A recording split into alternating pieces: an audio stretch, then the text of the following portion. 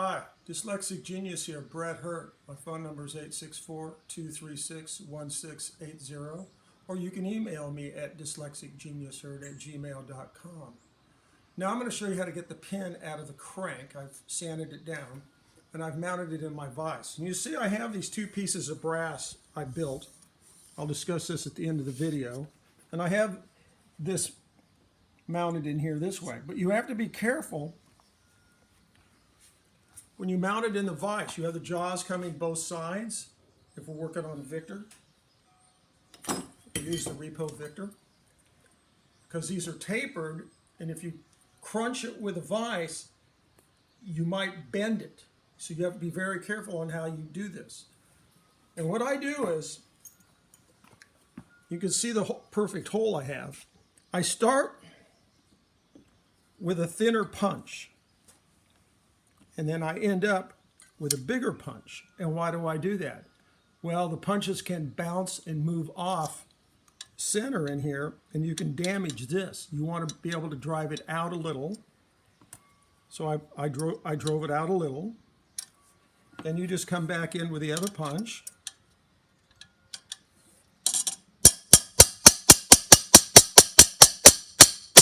There you go. It's out. I will machine this down, and I will put the screw in like I did the last one. If you're doing a lot of phonograph work and you're holding pieces, you can't have the vise jaws hitting everything. But one last point, when you send it out to re-nickel, I take a screw and I screw it into the threaded part here, because the nickel plater is going to wire this up and then they're going to dunk it, and you don't want nickel plating inside the threads. Then you just take some blue painter's tape and just mask off all your threads. And then when it comes back from the nickel plater, this is going to be a little nickel plating. You'll just unscrew this. Voila, you have it. So now let me show you how. Are you going to nickel plate the pin? No, I won't nickel plate the pin. I'm not going to nickel plate the pin. Why not? Because in the factory, they nickel plated these. They stuck it through the hole, and they kind of turned it over, and they went kaboom, and they peened this out. Sometimes they would take a ball peen hammer and peen it out like this, because it's sitting here like that, and it'll bend the metal around. You'll see that on cranks. You need to have these brass inserts for your vise. And I made these when I was like 6. No, I'm kidding. All you need is .024 brass. You can get those at Hobby Shop, and it's by K&S Brass. You can order it on Amazon.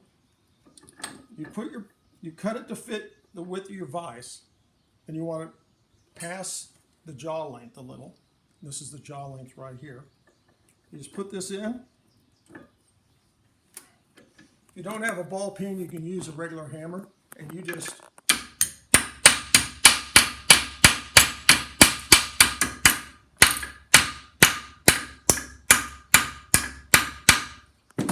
now I've beat it to fit the jaws. See how I beat this to fit the jaws? But this is the part you want. So when you put them, when you make them, you want to put one end, bend it over a little, then put them both together and beat them out, so you don't have boogers on the part you're working on. What I mean is like this.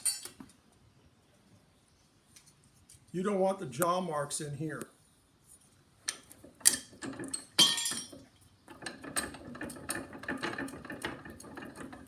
Vices are built, they have the serrated stuff here to hold parts in them.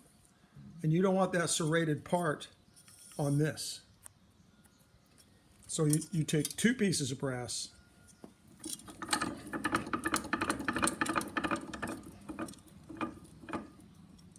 you pinch them together where you want them lined up, then you gently bend them out, and then you start working away. I'm just showing you how to do this with a hammer. You just Why? Why can't you just put the handle in the vise? Because the serrated edges on the jaws of a vise are going to indent into this steel. It's designed to hold things so you can beat on them.